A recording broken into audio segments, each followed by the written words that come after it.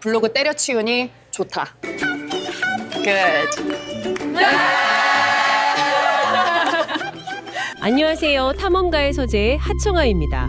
AI 시대 많은 분들이 블로그의 미래에 대해 고민하고 계시는데요. 오늘 이 문제에 대해 정말 깊이 있는 통찰을 나눠주실 분을 모셨습니다. 네, 안녕하세요. 미래기술연구소의 조기용 박사입니다.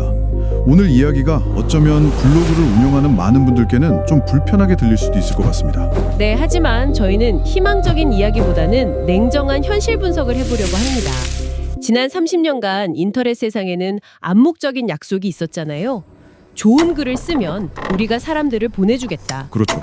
검색 엔진과 창작자 사이의 계약 같은 거였죠. 그런데 구글의 AI 오버뷰나 네이버의 에이전트 N 같은 기술이 등장하면서 이 계약이 일방적으로 파기된 건 아니냐는 목소리가 나오고 있습니다.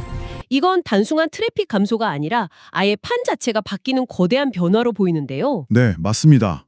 안개 속을 헤맬 때는 이 길이 아니다라고 알려주는 명확한 표지판이 필요하죠. 오늘 저희가 그 역할을 해보려고 합니다. 좋습니다. 그럼 현실 진단부터 바로 시작해보죠.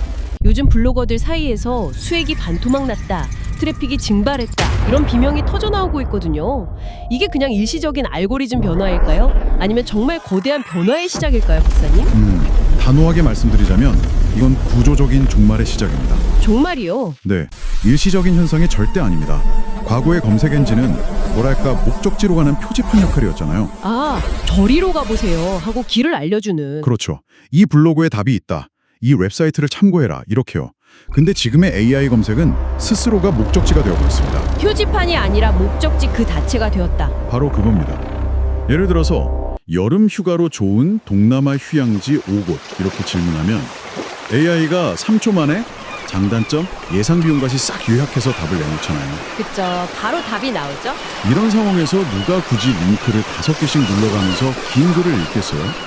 그럴 필요도 이유도 완전히 사라진 거죠. 아, 생각해보니 정말 그렇네요. 사용자의 검색 여정이 그냥 그 검색창 안에서 다 끝나버리는 거군요. 맞습니다.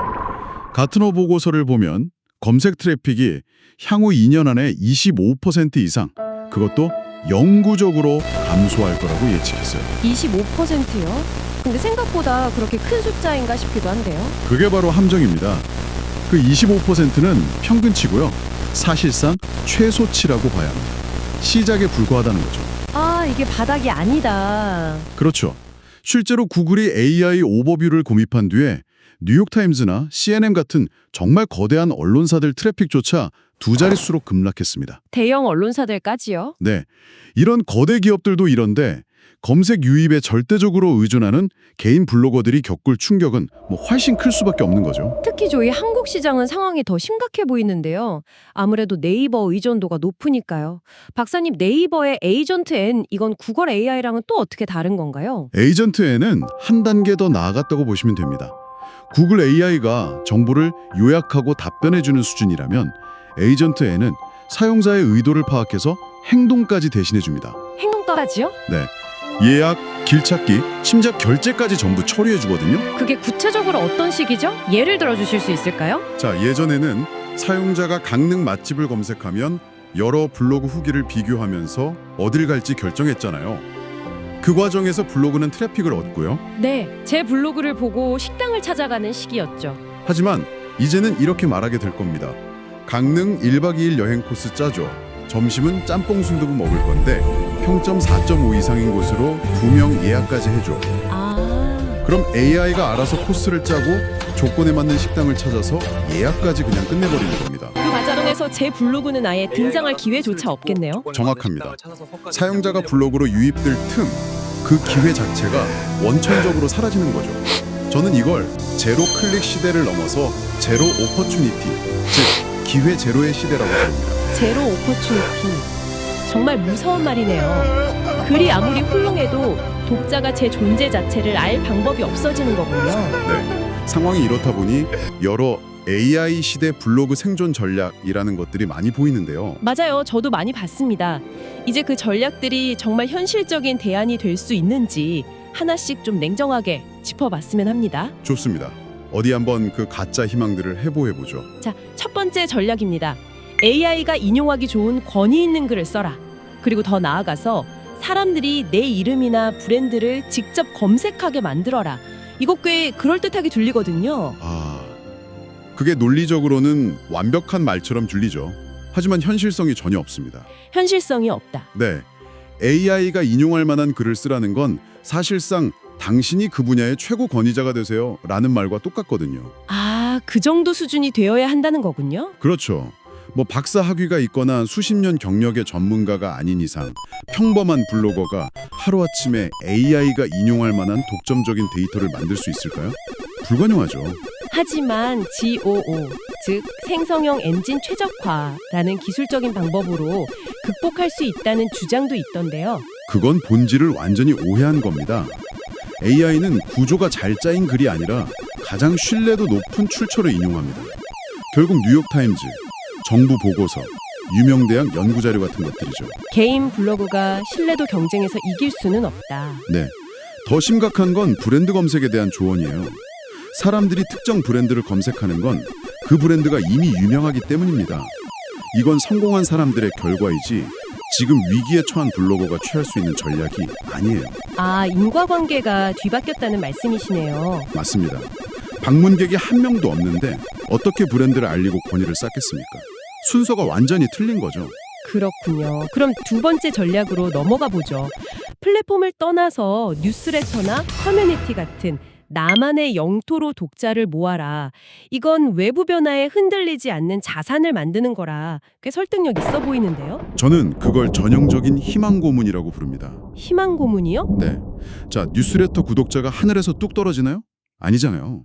결국 블로그를 통해 유입된 사람들을 설득해서 구독자로 만들어야 하는 건데 그렇죠. 지금 우리가 마주한 근본적인 문제가 바로 그 유입 자체가 0에 수렴하고 있다는 거잖아요. 들어오는 사람이 없으면 내 영토로 보낼 사람도 없다. 정확합니다. 수돗물이 끊겼는데 수도꼭지를 틀고 여기는 나만의 저수지다 외쳐봐야 무슨 소용이 있겠어요. 그건 영토가 아니라 고립된 무인도일 뿐입니다. 수치로 보면 더 와닿을 것 같은데요. 뉴스레터 평균 오픈율이 잘 나와야 20% 정도입니다.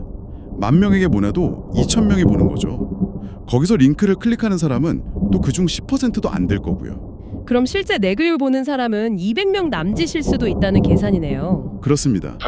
이걸로 의미 있는 수익을 내려면 최소 수만 명의 구독자가 필요한데 신규 유입이 끊긴 상황에서 이건 거의 불가능에 가깝습니다. 정말 막막하게 느껴지네요. 그럼 마지막 전략입니다. 이제 글은 끝났으니 유튜브로 넘어가라거나 법률, 의학 같은 전문 B2B 시장으로 가라. 이 조언들은 정말 냉정하게 봐야 합니다. 먼저 유튜브로 넘어가라는 거예요. 네. 글 쓰던 사람이 갑자기 영상 기획하고 촬영하고 편집까지 하려면 노동 강도가 최소 5배는 뛴다고 봐야 합니다. 5배요? 네. 근데 경쟁은 더 치열하죠. 유튜브는 이미 레드오션 중에 레드오션입니다. 이건 피난처가 아니라 더 험난한 지옥으로 걸어 들어가는 것과 같아요. B2B나 전문 시장은 어떤가요? 그쪽은 AI가 쉽게 대체하기 어려울 것 같은데요. 그게 바로 이 조언의 가장 큰 함정입니다. 이건 블로그 생존 전략이 아니라 직업 전환 조언이에요. 직업 전환 조언이다. 네. 사람들이 변호사를 찾을 때 블로그 글 몇 개 보고 수백만 원을 지불할까요? 아니죠. 그 사람의 자격증과 사회적 신뢰, 실제 경력을 보고 돈을 지불하는 겁니다. 컨텐츠가 아니라 그 사람 자체를 보고 찾는다는 거군요. 그렇죠. 이건 사실상 지금이라도 전문직이 되세요라고 말하는 것과 같습니다. 블로그로서 생존하는 방법과는 전혀 다른 차원의 이야기라는 거죠. 말씀을 듣고 보니 대부분의 생존 전략이라는 것들이 사실상 실현 불가능하거나 논점을 흐리는 이야기처럼 들립니다. 그렇다면 평범한 블로그들은 이제 대체 어떻게 해야 하는 걸까요? 제가 드릴 조언은 아마 받아들이기 쉽지 않으실 겁니다. 하지만 가장 정직한 조언이라고 생각합니다. 네, 말씀해 주시죠. 제가 지금부터 말씀드리는 3가지 기준을 듣고 만약 2가지 이상 해당된다면 지금 당장 블로그를 접는 것을 심각하게 고려해야 합니다. 블로그를 접으라뇨. 이건 너무 극단적인 결론 아닌가요? 극단적이지만 가장 합리적인 결론일 수 있습니다. 제가 블로그 사망 진단 체크리스트라고 부르는 기준인데요. 네, 어떤 것들이죠? 첫째, 수익 의존도. 블로거 광고 수익이 전체 생활비의 30% 이상을 차지한다. 둘째, 유입 경로. 블로그 방문자의 80% 이상이 검색을 통해 들어온다. 그리고 마지막은요. 셋째, 컨텐츠 성격. 내가 쓴 글이 AI에게 질문했을 때 3초 만에 요약될 수 있는 정보다. 예를 들면 맛집 리뷰나 단순 지식 나열 같은 것들이요. 잠시만요. 이 기준대로라면 광고 수익이 생활비 절반 이상이고 검색 유입이 90%에 정보성 콘텐츠를 주로 다루는 대부분의 블로거들은 세 가지 모두 해당되겠는데요. 그렇다면 그분들은 지금 노력이 부족한 게 아닙니다. 구조가 완전히 무너진 배에 타고 있는 겁니다. 가라앉는 배에 타고 있다. 네, 여기서 더 열심히 노를 젓는 건 그냥 가라앉는 속도만 조금 늦출 뿐이에요. 무의미하다는 거죠. 가장 합리적인 선택은 하루라도 빨리 그곳에 쏟는 시간과 에너지를 회수해서 다른 곳에 투자하는 것, 즉 손절입니다. 손절. 수년간 갖고 온 블로그인데 그 말이 너무 가혹하게 들립니다. 아니요, 저는 오히려 그게 가장 자비로운 조언이라고 생각합니다. 진짜 고통은 조금만 더 버티면 괜찮아질 거야라는 희망을 놓지 못하는 데서 오거든요. 하지만 내 글이 가치가 없다는 뜻은 아니잖아요. 절대 아닙니다. 오해하시면 안 돼요. 여러분의 경험과 지식, 글쓰기 능력은 소중한 자산입니다. 다만 시대가 정보 전달 방식 자체를 바꾼 겁니다. 여러분의 잘못이 아니에요. 그럼 이제 어떻게 해야 할까요? 이제 콘텐츠는 직업이 아니라 취미로 남겨두고 생계수단은 AI가 대체하기 힘든 다른 곳에서 찾아야 합니다. 오프라인 경험을 판매하거나 글쓰기 능력을 AI가 아직 못하는 전문 영역에 적용하는 식으로요. 네, 오늘 저희는 희망적인 메시지 대신 현실을 인정하고 탈출하라 라는 다소 무거운 결론에 도달했습니다. 어쩌면 이것이 낭떠러지 앞에서 드릴 수 있는 가장 솔직한 구조 신호일지도 모르겠습니다. 그렇죠. 블로그를 접는 것은 실패가 아닙니다. 변해버린 시장에서 더 이상 유효하지 않은 도구를 내려놓는 용기 있는 결정일 뿐입니다. 그 용기가 오히려 새로운 기회를 가져다 줄 거라고 믿습니다. 네, 블로그를 운영하며 쌓아온 글쓰기 능력, 마케팅 감각, 특정 주제에 대한 깊은 지식은 절대 사라지지 않으니까요. 그 자산을 어떤 새로운 그릇에 담을지 고민하는 것이 지금 가장 필요합니다. 네, 오늘 영상이 여러분의 미래 준비에 조금이라도 도움이 되셨다면 구독과 좋아요, 알림 설정 잊지 마시고요. 이 내용을 모두 살펴본 지금 여러분께 마지막 질문을 던져봅니다. 네, 블로그 때려치우니 여러분은 지금 좋다. 블로그라는 직업을 붙잡고 끝. 있습니까? 아니면 이미 끝나버린 과거의 영광을 붙잡고 있습니까? 지금까지 탐험가의 서재였습니다. 감사합니다. 감사합니다.